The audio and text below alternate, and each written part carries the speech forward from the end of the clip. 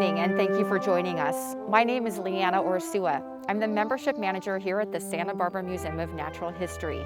Tonight, we go back millions of years ago when dinosaurs roamed the earth. Here to take us back in time is our dinosaur expert, Jenna Rolle. Hi, I'm Jenna Rolle. My pronouns are she, they. I'm the Teen Programs Manager here at the Santa Barbara Museum of Natural History. I'm also an instructor in the Earth and Planetary Sciences Department at Santa Barbara City College, where I teach a course called Dinosaurs. Welcome to Prehistoric Forest. As we walk through together, I'll introduce you to members of the two major dinosaur clades, the Saurischians and the Ornithischians. Let's go ahead and meet our first dinosaur.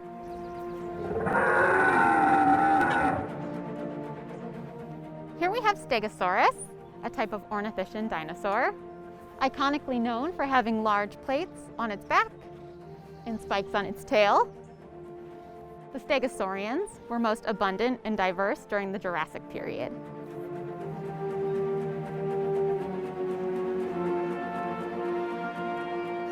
Here we have Parasaurolophus, another member of the ornithischian clade, more specifically an ornithopod, a group of dinosaurs that are all known for having huge nasal passages. In the case of Parasaurolophus, its nasal passages stretch all the way from the front of its snout to the back of its crest. This dinosaur is known for making very low, deep, almost trombone-like sounds.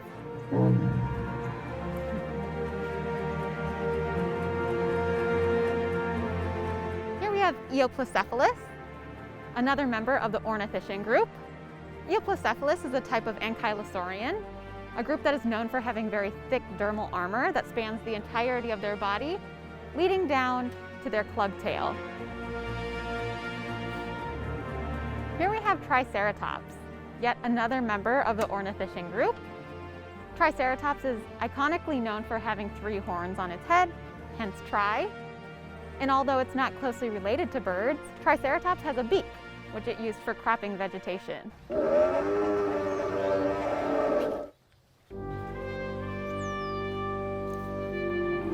Last, but certainly not least, we have Tyrannosaurus rex, the tyrant lizard king.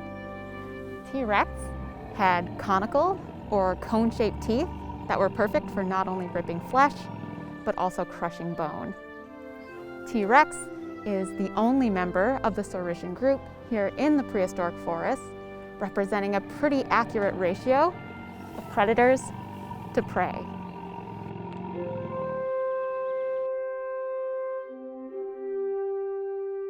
Now let's get out of here.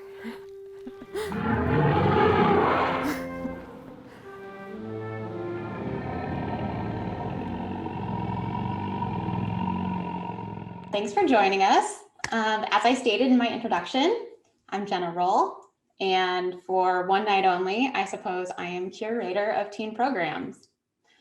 It's my honor to present to you tonight on the past, present, and future lands of the Chumash. So if you watched my Science Pub talk last year, or was it earlier this year? Last year on what is a dinosaur, we're going to do a little bit of a review of that info before moving into a refresher on geologic time and how dinosaur evolution sort of uniquely fits into the history of life on Earth. I will also discuss how major events and geography play various roles in paleoecology and evolution, just as they still do today. All right, so just a little bit of a review for some of you. What is a dinosaur? Well, within our groupings of dinosaurs, we have 2 major groups, as I stated in the video, the Saurischians and the Ornithischians. Something that should pop out to you pretty immediately here is that the pterosaurs, like pterodactyl, are not a type of dinosaur. They are the closest relative to dinosaurs. And so we like to say that they're the sister to dinosaurs. So not actually dinosaurs themselves, but closely related. So the way that we group dinosaurs into Saurischia or Ornithischia are based on morphological sort of traits, such as the way their bones are fused or put together, or having certain bones or not having certain bones. But how we organize these groups and which dinosaurs belong into each one of those groups isn't static, and it's constantly being reevaluated as we gather more fossil evidence and as technology advances. So these groups may end up splitting or expanding in the future. This is just the most agreed upon grouping that we have presently, so we're going to stick with it. So these two major groups, as I stated, the Saurians. Sauriscia means lizard hip, and it includes dinosaurs like the sauropods, which are the long-necked dinosaurs, the theropods, which are things like T-Rex and Allosaurians and Maniraptors, as well as modern-day birds. And so some of these members are what we say extant. Extant just means still living today, and so that's where those modern birds come into play. And then we have the ornithischians, which means bird-hipped, which includes things like Triceratops and Stegosaurians, as well as some other members that we'll get to. And all of these members are extinct. But something should be immediately popping up to you here, that the birds are not in the ornithischian bird-hipped group.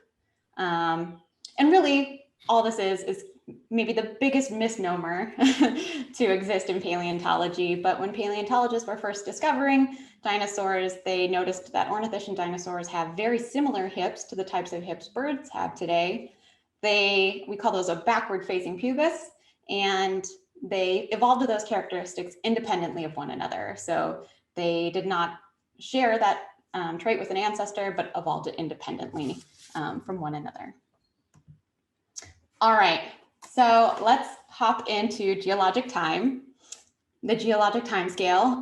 Nothing really seems to strike fear into the hearts of geology students more than being told they need to memorize the geologic time scale. But for geology, it's equivalent to the basic understanding of dates and times like you would in history. So it's a somewhat agreed upon language that acts as a roadmap for deep time. So here we begin at 4.5 billion years ago, and that GA stands for giga annum, which is just the Latin term that's used. So 4.5 billion years ago, and what we're looking at on the left side of our screen is the Precambrian mostly. So the Precambrian is the time that spans from 4 billion years ago, or said another way, 4,500 million years ago, until 540 million years ago. So the MA that you see on the screen stands for mega annum, again, the Latin term that we use to describe that.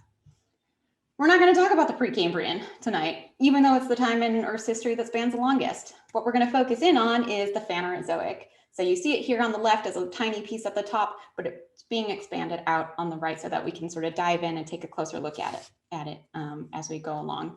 Phanerozoic being the ancient Greek for visible life. Paleontology, we just love Latin, Greek, give it all to us. We'll use it all. So the right side of our screen, we are looking at the Phanerozoic here, spanning from 540 million years ago to present day. What we're really going to zoom in on, though, and focus on tonight as we talk about dinosaurs is this part of the Phanerozoic called the Mesozoic, which includes 3 periods, the Triassic, Jurassic, and Cretaceous. All right, so you're going to see this image a lot tonight. We're going to kind of keep coming back to it as we talk about major events in the history of life and how that leads up to dinosaurs.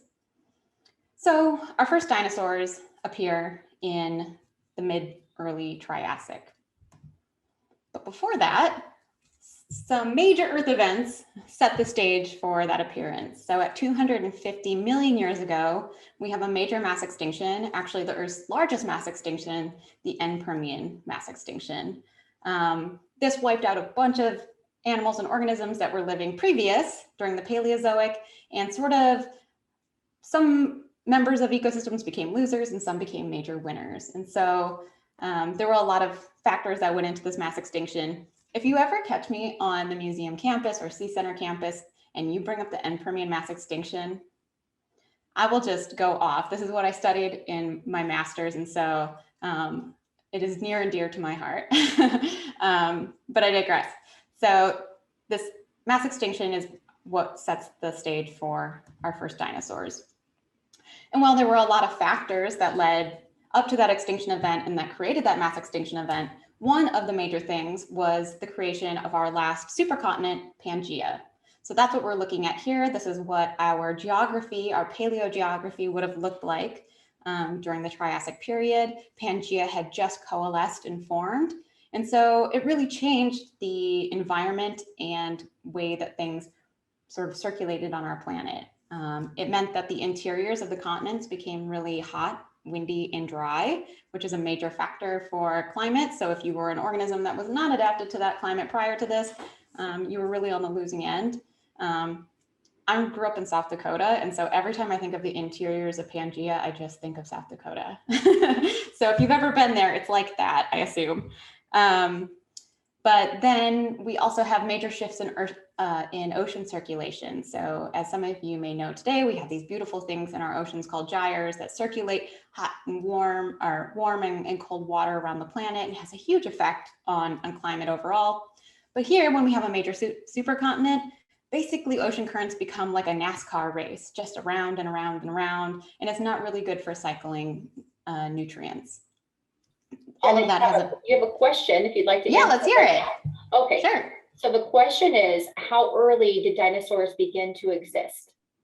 Oh, that's great. So that kind of just takes us back to our last slide. So they began to exist sometime in the Triassic. Our first fossil evidence, their earliest appearance is sometime in the early to mid Triassic, somewhere around 235 million years ago. Yeah. Wonderful. And then one more question. On the timeline, you have a tertiary period. The tertiary has been split into 2 different periods. Yeah. She wants more of an explanation on that. Sure. Yeah. The Cenozoic is also split up into a bunch of different sort of epochs and more detailed time periods, but we're not going to spend much time talking about the tertiary tonight, or the Cenozoic for that matter. So I just kind of left it as a very general term for the ease of this presentation. Okay, thank you. Yeah. So looking here at the Triassic, some of the early dinosaur appearances that we have come from areas of what are modern day Africa and South America. During this time, this is actually the fossil evidence of animals that were on both of these continents, was what led to being able to figure out the larger story behind continental drift and plate tectonics. But that's a talk for a different time. So these are where some of our earliest dinosaur finds come. So sort of dinosaurs seem to have evolved and migrated from what we now know as Southern Hemisphere continents. So coming back to our timeline, we want to talk about the appearance of our first dinosaurs, but we would not be doing ourselves a whole lot of justice if we didn't talk about what, beyond Pangaea forming, what set the stage for dinosaur evolution, what sort of evolution needed to occur before that time. Also, the Paleozoic is some of the most fast-paced and fantastic evolutionary history of life, in my humble opinion. So I want to spend some time talking about it. So at 540 million years, we have what we call the Cambrian radiation of animals. And this is a period of time when our rock record really kind of starts to explode. Hence the term Phanerozoic, visible life. Up until this point, our fossil record is a little bit paltry, but at this time, there seems to be an explosion of animals evolving in our oceans. All sorts of things, many of whom are the ancestors of the organisms we see in our ocean today. Then in the Ordovician, we get the evolution of some of our first land plants that evolved from things like green algae. So it's important to remember that everything up until this point is evolving within our oceans. And so this is where things start to progress onto the continents. So our first land plants in the Ordovician. And then in the Devonian, a bit later, sometime around 440, 450, or sorry, around 370 some million years ago, we start to see some of our first seed-bearing plants. So up until that point, plants that were on land were still really tied to water, things like ferns, things that reproduce through spores, need water to be able to reproduce, but we get our first seed-bearing plants in the Devonian. So our plants are no longer tied to water to reproduce. And then we get our first terrestrial vertebrates. So the first organisms to move out of the water and onto the land, and these evolved from what we call lobed fin fish. So they're different from ray fin fish that you probably are aware of in our oceans today. They're still around, things like the lungfish and the coelacanth, but their ancestors are our first sort of land vertebrates that start moving onto land. Still tied to water though, at this point. It's not until sometime in the Carboniferous that we get our first amniotes. What's an amniote, you might ask? And that's a great question. Well, an amniote is something that has an amniotic egg. So think about a chicken egg in your mind that you might make for breakfast. That's what you need to be an amniote, is that structure, sort of amniotic fluid, a sac of nutrients, everything that's self-contained. Amniotes are also capable of internal fertilization, meaning that fertilization happens inside the body.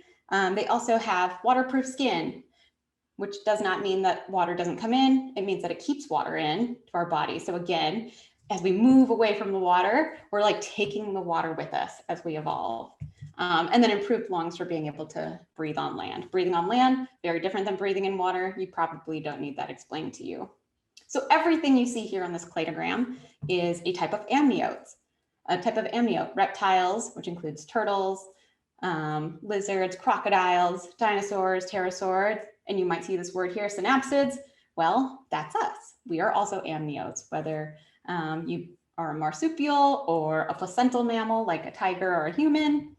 But then there were other types of synapsids during Earth's history as well. And so we have this extinct group of synapsids that we'll just kind of lump together as what I call the non-mammalian synapsids, but it included things like the pictured Dimetrodon that you see here on the screen. All amniotes, all evolved to live a life untied from the water, right? So to get to our first dinosaurs, all of these pretty amazing things have to happen to get us there, right? This evolution of life and this major mass extinction event. So let's talk about what exactly our first dinosaurs looked like then, right? So the major takeaway for our first dinosaurs is that they are small, like the Coelophysis that you see here. They are bipedal, meaning that they walk on two legs, and they were fast. So these first guys that show up in the early Triassic, small, bipedal, and fast, right? So Coelophysis is a really good representation of one of our earliest dinosaurs. Hadrosaurus that you see here, also an excellent representation of some of our earliest dinosaurs. And both Coelophysis and Hadrosaurus are members of the Saurischian clade, or at least very closely related to the Saurischian clade. You could make a case that Hadrosaurus does not necessarily nest perfectly within the Saurischians, but not all of our earliest dinosaurs are representatives of the Saurischian clade. We also have Lizothesaurus here, which is a tongue twister to say, discovered in Lizothos, which is a member of the Ornithischian group. So also small, but small, bipedal, and fast. So whether you were part of the Saurischian group or part of the Ornithischian group, your earliest representatives in the Triassic were these small little guys. Lizothesaurus is very cool because it has these really specialized shaped teeth. We say that they are sort of leaf shaped, and they were probably used for eating things like insects and other types of omnivorous diet. But when we think about dinosaurs, we don't necessarily think about many of these really early representatives, right? So it was later in dinosaur evolution that large size and being quadrupedal or being four-legged evolved within the dinosaurs many times independently. So all of these dinosaurs come from small bipedal fast ancestors, but independently in their own groups within the Ceratopsians, within the Hadrosaurs, all independently evolve large size and walking on four legs. So something advantageous to it during this time in Earth's history. And so those small bipedal dinosaurs eventually evolve into these sort of major groups that we think of when we think of dinosaurs. Within the Ornithischians, the Ankylosaurians, which you saw in the introductory video, include these dinosaurs that have evolved thick dermal armor. So I said it in the video, so dermal means skin. So it's not just these big spiky horn-like things, it's actually very dense, very thick skin that they have that was probably akin to modern day Kevlar. So like almost a bulletproof type skin to have on their body. They also have club tails and horns on their heads. And then the Stegosaurians also have a very iconic group known for having these big plates on their back, which were originally thought to provide some sort of defense for Stegosaurians, but paleontologists have really taken a new look at these plates and decided that they probably would not have provided very good defense. They seem to have a lot of vasculature going through them, so areas for veins. And if you have a bunch of veins and blood running through something that is meant for defense, it doesn't actually provide very good defense at the end of the day. But we do know that the spikes on their tails, otherwise known as the thagomizer, was most certainly used as defense. It's now thought maybe more that the plates had to do with thermal regulation. And I will give you another example of how that might be true in a little while. But the Stegosaurians and the Ankylosaurians are somewhat closely related to one another. They're within a group called Thyreophora, which means cheeked lizards. Jenna, are you available to answer a few questions? Sure am. Yeah. All right. So the first question is, can you say anything about the oxygen content of the air at this time? Was it less or more than what we see currently? Probably less than we see currently. It seems that oxygen contents have been increasing throughout time, though I'm not sure that would necessarily be as true today as we'd like to think it is, but probably less oxygen content. Okay. And the second question, I thought that Coelophysis was 10, not 3 feet long. What is accurate? Well, that's a great question to ask. Just like human size comes in a range, right? Some of us are maybe shorter than others. Dinosaurs also have a range of size. So maybe on average, they were maybe more like, 8 feet or somewhere in there. But on the large end, they could maybe be 10. On a smaller end, they could probably be 3. So a range of size for all dinosaurs. Great question. Third question, what are the plates and horns on them made of? I don't know exactly what they're referring to. Probably the Stegosaurians. So within our Stegosaurians, the spines or the spikes that they have are really sort of like dense bone, and the plates are more like really thick skin. So kind of like the Ankylosaurians have that really thick skin armor. That's very similar to what the Stegosaurian plates were made out of. Terrific. Thank you. Yeah. Also within our Ornithischian group, we have the Ceratopsians and Pachycephalosaurids.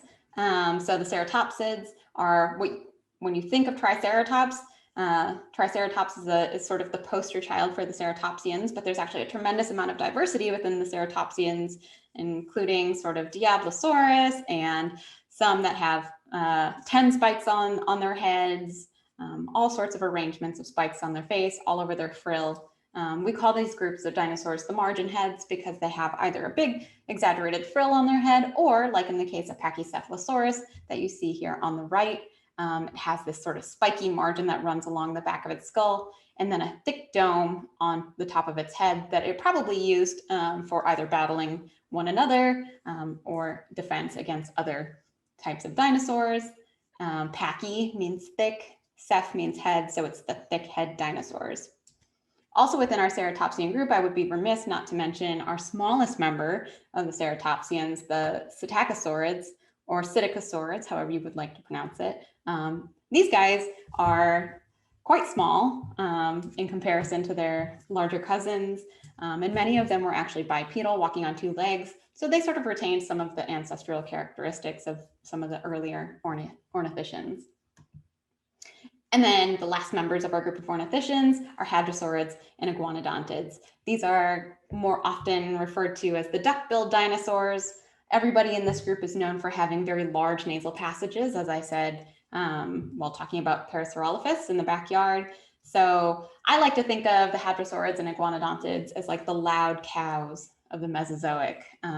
They were major grazers. We know that they moved together in herds. We have a lot of fossil evidence for that sort of behavior. So the sort of general trend within ornithischians are geared towards defense, communication and sociality, as well as being able to process vegetation. So they were all, for the most part, herbivores. And while you may not think it's true, but digesting meat is actually a much easier process than digesting plants. Most animals aren't made to do that. And so we see a lot of evolutionary novelties within the ornithischian group that go towards being able to digest plants. And then our saurischian group. So our saurischian group includes the Sauropodomorphs. These are our long-necked dinosaurs. And so you might be familiar with Brachiosaurus, Apatosaurus, Diplodocus, right? So anything that has big, long legs, our biggest land walkers of the Mesozoic. And then also within the saurischian clade are the Theropods. You couldn't have two more different groups nested within the same clade or the same group. And our saurischians include things like, iconically, T-Rex, Spinosaurus, modern day birds, Maniraptors, Allosaurians, Therizinosaurians, all sorts of things. These guys have the trend of being bipedal, so walking on two legs, more often than not being carnivorous and not so much herbivorous, though that's not true across the board for any animal. And like I said, this is where birds are nested. So this is where we also see the largest amount of evolution of feathers within dinosaurs, though not entirely. We have members of the ornithischian groups that also have evidence of some sort of feather-like or fiber-like features on their bodies. So the story of feather evolution is a really complex one, and we could have an entirely different conversation about the evolution of feathers and how feathers differ. But the theropod group is really where we start to see the evolution of powered flight and feathers being associated with that. All right, so our first dinosaurs appear in the Triassic, but dinosaurs are by no means the only things that are appearing and evolving during the Mesozoic. So later in the Triassic, we start to get our first mammals, and they really look like these sort of small eutherian mammals, sort of shrew-like. So say hello to your ancient ancestor. Hopefully maybe you have some qualities in common that you can identify with. I know I do. And then in the Jurassic, we get the appearance of our first birds.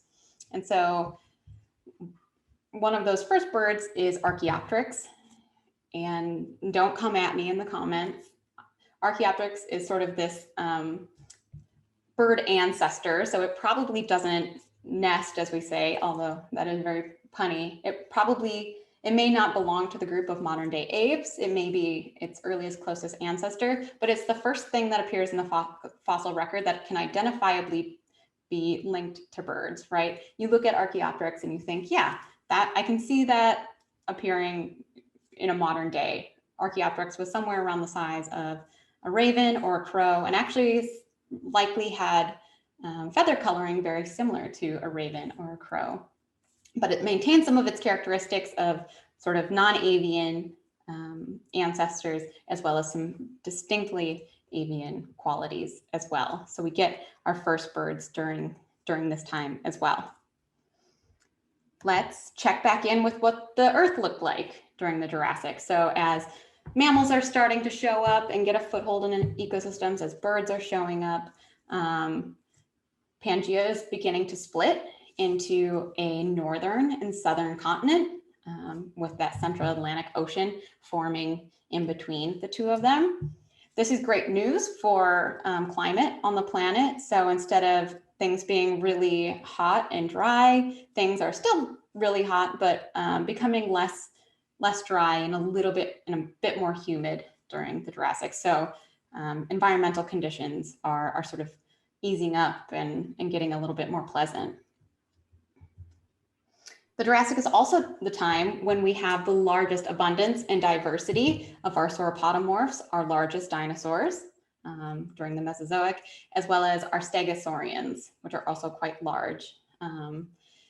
these two types of dinosaurs are most abundant when plants with relatively low nutritive qualities, like cycads and conifers, are dominant. And we're going to dive into that more in just a second. But if you're a little bit rusty on what a cycad is, don't worry, I got you. Cycads are these really unique, sort of stout, woody plants. They're dioecious, meaning that they are either male or female. And they were much more abundant during the Mesozoic and other times in Earth's history than they are today, though they are still around today. Plug for Lotus Land here on the image on the left. They have a beautiful cycad forest, and if you go sometime soon, I was just there not that long ago. If you go soon, you can see hundreds of little baby koi fish swimming around in the ponds around them. So they are still with us today, though much, much less abundant and much less diverse than they were in Earth's history.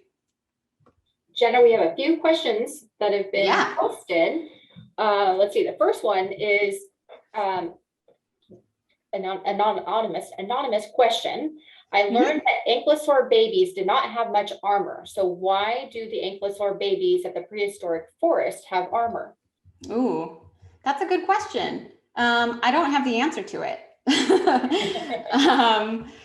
It would make sense that, right, like the most vulnerable members of any, population are the juveniles or the babies. So it would make sense for them to have more armor coverings. That's how we sort of figured out that some of the fossils we were finding were actually juveniles versus adults. But I don't have a particularly good answer to that question. I would imagine from a stylistic point of view that putting armor on, making the babies of the Eoplocephalus look similar to the parent is just a way to really distinctly identify that they are related to one another. Sure, okay. Next question. Do we know whether they were warm-blooded or cold-blooded? We don't. This is like a big topic of debate within dinosaur paleontology, but some people, they evolve from reptiles. They are reptiles. They're from that lineage, and most reptiles are cold-blooded, right? So the thinking is that maybe some of them were cold-blooded, but there's another line of thinking that perhaps they were sort of mesothermic, meaning that they were somewhere in between cold-blooded and somewhere in between warm-blooded, because we know that modern-day dinosaurs, like birds, are warm-blooded. So there has to be some evolutionary change within cold and warm blood within the dinosaurs. The most difficult part about that is that that's not really preserved in the rock record very well. And so we can't just like look at bones and say, oh, this is cold-blooded, this is warm-blooded. There has to be some other identifier associated with it, some sort of inferred behavior. And so as of yet, that question still stands. So if you know any young paleontologists looking for a really good question to answer, that would be an excellent one to investigate. Okay. All right. Next question. Which came first, the mammal or the dinosaur? The dinosaur came first. True mammals, so that shrew-like thing I showed you, would maybe not even necessarily be classified as we classify mammals today. So mammal evolution really started taking off during the Cretaceous and then into the Cenozoic. And so the dinosaur definitely came first. Great. All right, the last question. What about T-Rex's ridiculously short arms? There are different hypotheses. What's your take? Well, my take is that there's a lot of evidence that even though they were short, they were actually very strong, maybe capable of producing about 500 PSI in strength. And so I like to go along the line of thinking that they were probably used for holding down prey or things of that nature, or at least providing some resistance as they tear meat off of bone or what have you. But here, like, T-Rex gets all of the credit for having tiny arms, but I encourage you to investigate Ceratosaurians. They have even tinier arms and even punier. So we see in a lot of things like very large modern day birds that they'll have these like little vestigial arm things. And so there seems to be some evolutionary push towards not needing those so much as some of your other traits become more exaggerated. Good question. All right, and we have another one here. What is your favorite dinosaur? Oh, thank you. I am really partial to the Maniraptors because they're like quick and fast, and we're probably pretty intelligent, and it's where we start to see feathers appear, and I just think that they have one of the more fascinating evolutionary histories within dinosaurs. All right. Okay, the last question at this time is, I once heard that Stegosaurus ate termites. Is that true? I don't know. It's not impossible.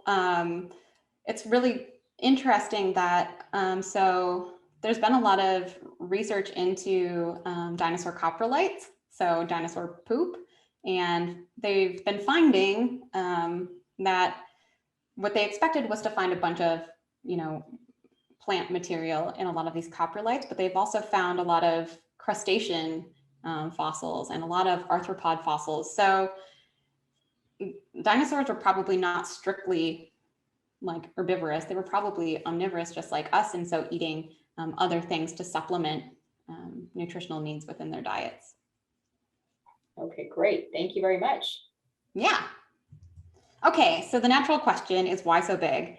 I think we can all agree that large size in dinosaurs is one of the things that makes them so intriguing and so fascinating. So, although it may seem counterintuitive, things that are large in size, animals that are large size, can actually subsist on really low quality food. And by low quality food, I don't mean flaming hot Cheetos. I mean like things that have really low calorie content and really low nutrient levels, right? So if you look at the things that alive today that are very large in size, like blue whales, they subsist on a diet that is entirely, krill and phytoplankton, which is actually very low in nutrient quality. Elephants, also grazers, subsist on things like grasses and woody materials, really low in caloric sorts of things like sugars. They just have to eat a lot of it, right? So they can subsist on really low quality food. They just have to eat a lot. And that's what was happening during the Jurassic, when we had our largest sauropods and stegosaurians, our largest dinosaurs during the Jurassic. So let's do a little bit of math. I just want to say that if you are a kid watching this or a student watching this, and you think that the math that you're learning in school is something that you're never going to use, I'm here to tell you that you're wrong. Even really funky, fresh paleontologists like me use math all the time. So you can have a life where you get dirty and play outside and also use math. But when we think about dinosaurs eating low quality food, it's really a matter of ratio. And that ratio is surface area to volume. And so here to demonstrate that that ratio is the California state dinosaur, Augustinolophus. Sorry, that name is like a challenging one for me, Augustinolophus. So our small Augustinolophus on the left has a large surface area to volume ratio, which means that it has a lot of surface area relative to the amount of volume that it has entirely. And on our right, that Augustinolophus has a low surface area to volume ratio, meaning that its surface area relative to the amount of volume that it has is actually much lower than something that is smaller, right? So the reason that that matters is that as you go from being small to being large, surface area is a function that is a square function, right? And volume is a cubic function. So surface area and volume don't increase at the same rate, right? So small things have a larger amount of surface area relative to their volume, whereas something that is big has a really low surface area relative to its volume because of that rate difference. Hope that makes sense. Why it's important that I go through that is that your size is proportional to heat. So generation of heat is proportional to volume, and loss of heat is proportional to surface area. So small things lose heat more easily because they have a larger relative surface area to their volume, meaning that they have more surface area that's exposed to the outside than they have volume to like accommodate for that, if that makes sense. I think it helps to think of things like hummingbirds or mice that really need to eat a high caloric diet to maintain their metabolism. It's because they're losing heat at a rate that's almost faster than they can replace it. Whereas large animals don't need to eat as many calories to maintain that heat, and in fact have issues producing too much heat because of the large amount of volume that they have. And so remember earlier I talked about Stegosaurus having those plates on its back. Well, if we think about elephants having these big surface area ears, those are actually an evolutionary novelty to be able to release heat from their body. They're generating a lot of heat just by the sheer fact that they're large.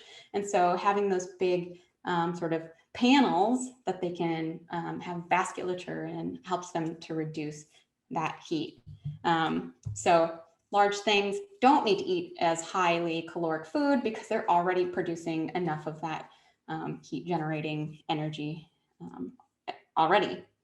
And in fact, when it comes to size, there are no warm-blooded animals that are smaller than a mouse, presumably because it would be too hard to maintain body temperature higher than ambient conditions. So there's limitations on how small something can be, and there's limitations on how large something can be. And so we think some of these sauropods that existed in the Jurassic, as well as blue whales today, are basically at the metabolic limit of size on our planet in terms of the large end of the scale, whereas things like mice, shrews, very small mammals are at the other end of what's possible on our planet. Note that these rules don't apply to cold-blooded individuals because they're just the temperature of their surroundings. To put it in modern terms, they're just built different.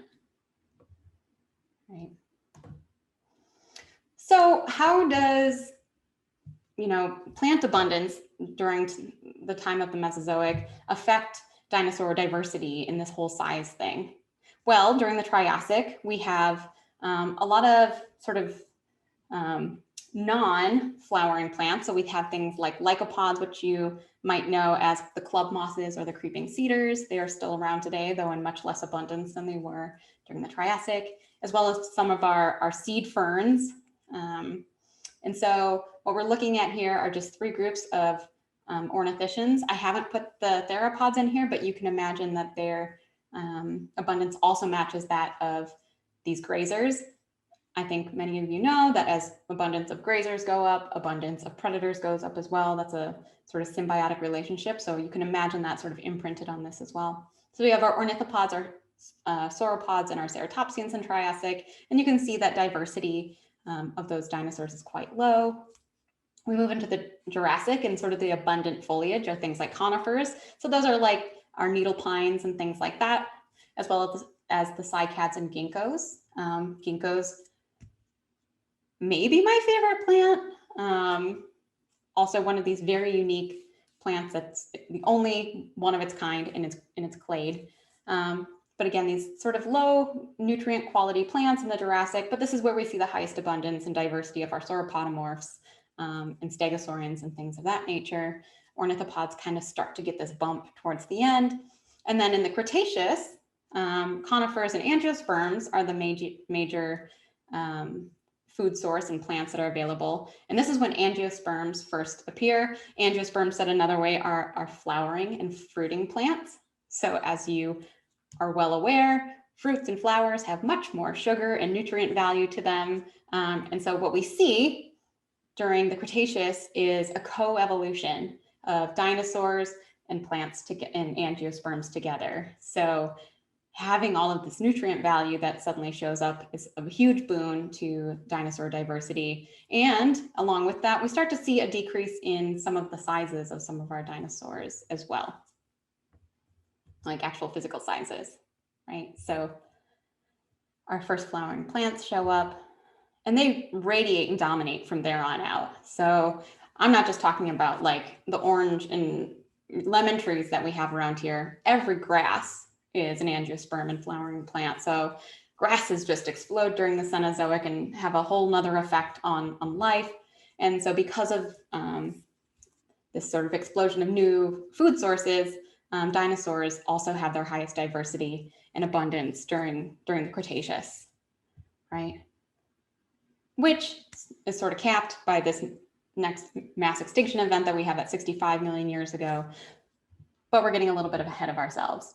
Let's take a step back and take a look at what the world looked like during the Cretaceous. So at this point, Pangea is well on its way to breaking up. You can already start to see some of the distinct outlines of what we recognize as our modern day continents, with some changes here. So one of those is that there's a bunch of interior oceanways throughout the continent. So if you look at North America, there's a huge interior ocean that runs through our continent during that time. And that's why you could theoretically go to Kansas and see a plesiosaur fossil in the rocks there. If you look at Europe, Europe is basically one big archipelago at that time. So just a cluster of tiny islands, which has a major effect on diversity. So we have this thing, a fancy term that we call endemism, which basically means that things become their own distinct species if they are geographically separated from one another, or if they have some barrier to being able to interbreed with one another, right? Remember that species are just organisms that cannot interbreed with one another and create offspring. And so when we have all of these geographical barriers, we get a lot of endemism, things that are specialized to certain places and not others. And so the classic example of endemism that we know from Santa Barbara are the pygmy mammoths on the Channel Islands. And so there's even evidence in fossils of Europe that there were this distinct island of of miniature sauropods during the Cretaceous, which is just an idea to me that is almost too cute. So we have a lot of speciation going on during this time. And so speciation is what creates diversity. And so it makes sense that if we have this happening with our geography during the Cretaceous, along with the evolution of things like flowering plants and fruits, it's just this is like the gangbusters time to be a dinosaur. Everything is in your favor to a point, right?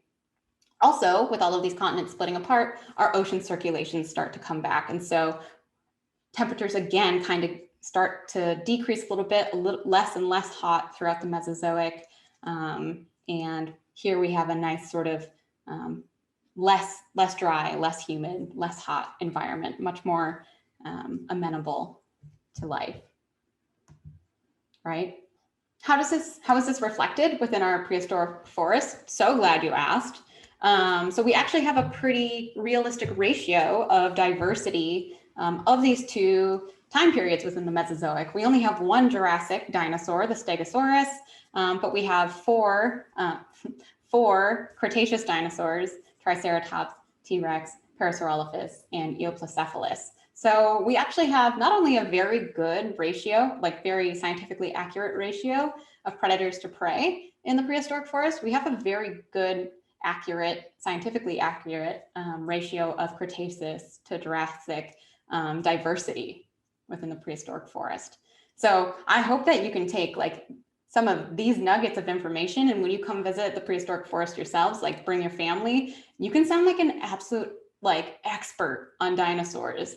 If you're just like walking through the prehistoric forest and talking about the diversity and representation of predators to prey and like Jurassic to Cretaceous, you're gonna look like a genius. So you're welcome. So we spent a lot of time talking about dinosaurs, which is why you came, but we would be remiss not to talk about some dinosaur contemporaries. So who else was around in the Mesozoic that wasn't a dinosaur? Because they're equally, if not sometimes a little bit more cool than dinosaurs. So on the screen, we have the mammals, plesiosaurs, pterosaurs, ichthyosaurs, and mosasaurs, as well as crocodiles. And again, that group that I called the non-mammalian synapsids, like this Dicynodont here, all were present during the Mesozoic and on their own sort of evolutionary trajectories. In fact, during the Triassic, crocodiles and their ancestors were actually the most abundant and diverse that they had ever been. There are some wildly terrifying crocodiles that lived during the Mesozoic, and they're not getting enough airtime.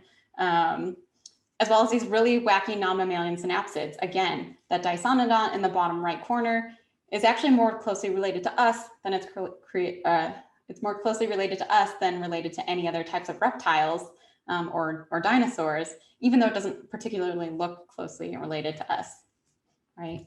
And so where do all of these guys fall into relation to dinosaurs? Well, as I said earlier, pterosaurs are the closest relatives to dinosaurs, but mosasaurs are within the group lizards and kin. We actually think that modern day monitor lizards are the descendants of mosasaurs. And then things like our non-mammalian synapsids. Dimetrodon did not live during the Mesozoic, but it is represented on here as our non-mammalian synapsid. Our shrew-like rodent animal ancestors appearing. And so then plesiosaurs and ichthyosaurs are a little bit more complicated. We don't quite know exactly where they are nested within the diapsid group, but we think that they belong here for now. But other things that were around in the Mesozoic as well were, turtles and amphibians and actually snakes. Snakes' evolutionary history begins in the Mesozoic. That's when we first get our fossil record of snakes. So lots of other things were thriving during the Mesozoic as well. So what I like to say is that dinosaurs are unique and really cool part of Earth's history and the history of life, but they're one piece and they fit into this much larger framework of other fascinating things that were happening within their ecosystems, right? And so, like I said, at 65 million years ago, we sort of cap off the Mesozoic with this major mass extinction event. And sadly, it goes on to wipe out the non-avian dinosaurs. I guess to speak on this mass extinction event, we call it the KPG mass extinction, or the Cretaceous Paleogene extinction. And there's a lot of evidence, tremendous amount of evidence for a meteor impact that had a lot of rippling effects after the fact, including temperature fluctuations in the atmosphere, wildfires, tsunamis, sort of tectonic activity like that. But what's interesting is that during the end of the Mesozoic, during the late Cretaceous, we also had volcanism that was happening in the Deccan Traps that are in present day India. And so it seems that the ecosystem was already starting to be a little bit impacted by all of this volcanic activity. And so the meteorite may have just been like, the last little straw that broke the camel's back, or the dinosaur's back in this instance, and led to the extinction of the non-avian dinosaurs. Right, and so after the fact, this is when our birds and our mammals really radiate. And you might want to ask me, why did birds survive and not the other non-avian dinosaurs? And there's a lot of different hypotheses out there. But determining who wins and who loses around extinction events is one of the biggest questions and mysteries in paleontology. It's why I got into paleobiology. I think it's fascinating to look at who's around before mass extinction events and who's there after, and try to figure out why someone wins and why someone loses. So I don't have a good answer for you on that, right? So alas, no more non-avian dinosaurs. We do have birds, which are beautiful and wonderful, but a paleontologist can dream of what the world would be like today had they not gone extinct. All right, I want to say thank you to the Santa Barbara Museum of Natural History and Sea Center, as well as Santa Barbara City College and UCSB, all of whom have given me a platform and support to share my passion with all of you. And thank you for joining us this evening and being supporters of public education, and as well as the Museum and Sea Center, and being a captivated audience and all of your great questions. Leanna, do we have any more questions? There are 3 more. Do you want to pull up if you actually pull it up, you can see, actually now there's 4 more, which I think we have just enough time left to answer those. I don't think I can pull it up for some reason. But if you want to shout them at me, go for it. I will share it with you. Okay, I hope I don't mispronounce these. I know thesaurus are not dinosaurs. However, BBC's Walking with Dinosaurs said that Ornithocereus was the largest I don't think I'm saying this right, but pterosaur ever. Oh, But- yeah. So if so Quetzalcoatlus is the largest pterosaur ever. Quetzalcoatlus is about giraffe height in size. And so we think that it like crawled around more, probably more than it actually flew. There's a lot of question of whether something that large is capable of powered flight. But if not powered flight, we at least know that it was a glider. So kind of was able to do that. There's actually a very small fossil record of Quetzalcoatlus and pterosaurs within that family and group. So we don't know much about them, but we know that they were very large. Wonderful. Okay, next question. You called it the KPG extinction. Is that a change in vernacular from the KT boundary used previously? Yeah, so that kind of goes back to something that someone asked previously about the tertiary. So you can use either one. KT means Cretaceous Tertiary, whereas KPG just means Cretaceous Paleogene, and Paleogene is just the period of time that comes immediately after. It's a more, I guess, detailed way to say that boundary, but they're the same thing. You can use either one interchangeably. Great. Next question. Is there an estimate of the time span of the KT extinction, thousands, hundreds, or hundreds of thousands of years? Good question. I think that most paleontologists would say on the order of tens to hundreds of thousands of years. There's a whole timeline of effects following the meteor impact. So some of the immediate, ramifications are things like wildfires, like I said, increased temperatures, tsunamis, but then the long-term effects as all of that, as the literal dust settles, are sort of fluctuations in climate over long periods of time as well. So extinction events, while they seem like immediate in the rock record, they actually in ecosystems have rippling effects that appear long after the fact, which is something that we talk about as a really important thing when we talk about modern day climate change. Wonderful. So we have about 3 minutes left. Does anybody have any last minute questions they'd like to ask Jenna? I mean, I've already told you my favorite dinosaur, so we've really covered all the most important information here. Well, it looks like it's pretty silent over there. So I think we've answered all the questions. Well, thanks everyone for joining us tonight. While we're at it, be sure to reserve tickets for our next conversations with the curator. It's going to be scallops, oysters, mussels, oh my. That's on June 10th. And that's going to be presented by our curator emeritus of malacology, Paul Valentic-Scott. He's also one of my favorite humans. He's a wonderful person. Reserve your tickets. It's going to be a blast. Thank you so much for joining us, everyone. Really appreciate your support. Thanks, everyone. Have a great night.